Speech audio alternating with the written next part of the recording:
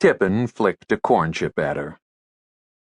Kovac regarded himself critically in the mirror of Liska's compact. The split in his forehead had been cleaned and patched by an overworked resident in the Hennepin County Medical Center ER, where gangbangers were regularly patched up or zipped into body bags. He'd been embarrassed to go there with anything less than a gunshot wound, and the young woman had given him the attitude that treating anything less was beneath her. Sexual attraction hadn't been part of the picture. He assessed the damage with a critical eye. His face was a quadrangle, punctuated with stress lines, a couple of scars, and a hawkish, crooked nose that made a nice accompaniment to the crooked, sardonic mouth lurking beneath the requisite cop mustache. The hair was more gray than brown. Once a month he paid an old Norwegian barber $10 to cut it, which probably accounted for the fact that it tended to stand up. He'd never been handsome, in the GQ sense of the word, but he'd never sent women running either, at least not because of his looks. One more scar wasn't going to matter. Liska studied him as she sipped her beer. "It gives you character, Sam." "It gives me a headache," he groused, handing the compact back to her. "I already had all the character I needed." "Well, I'd kiss it and make it better for you. But I already kneecapped the guy who did it. I think I've done my part." "And you wonder why you're single," Tippin remarked. Liska blew him a kiss. "Hey, love me, love my asp. Or in your case, Tip, kiss my asp." The front door swung open and a gust of cold air swept in, along with a new pack of patrons.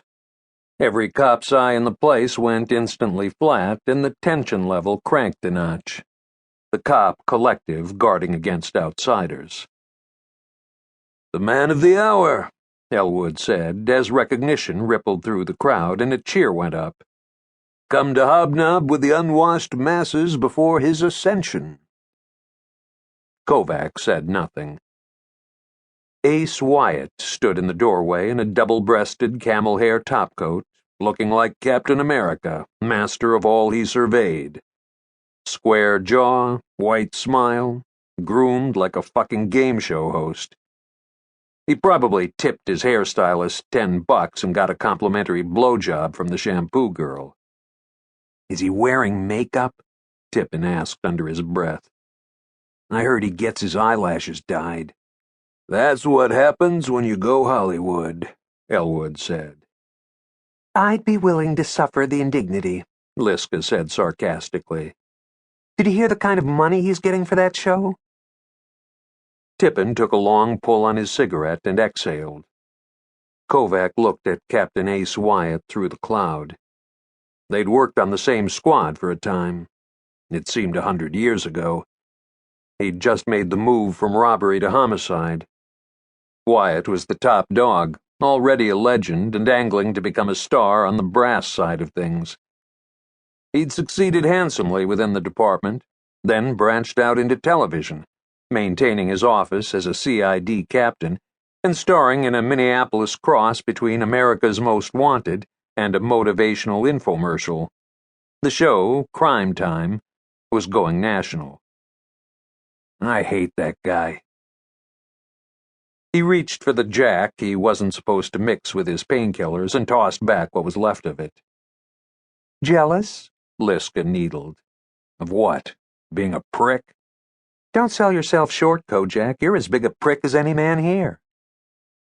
Kovac made a growl at the back of his throat, suddenly wanting to be anywhere but here. Why in hell had he come? He had 3 parts of a concussion and a perfect excuse to beg off and go home. So there was nothing to go home to. An empty house with an empty aquarium in the living room. The fish had all died of neglect while he'd pulled nearly 72 hours straight on the cremator case. He hadn't bothered to replace them. Sitting at a party for Ace Wyatt, he was as big a masochist as any woman Tippin had ever dated. He'd finished his drink. As soon as Wyatt's posse cleared the door, he could make his way through the crowd and slip out. Maybe go down.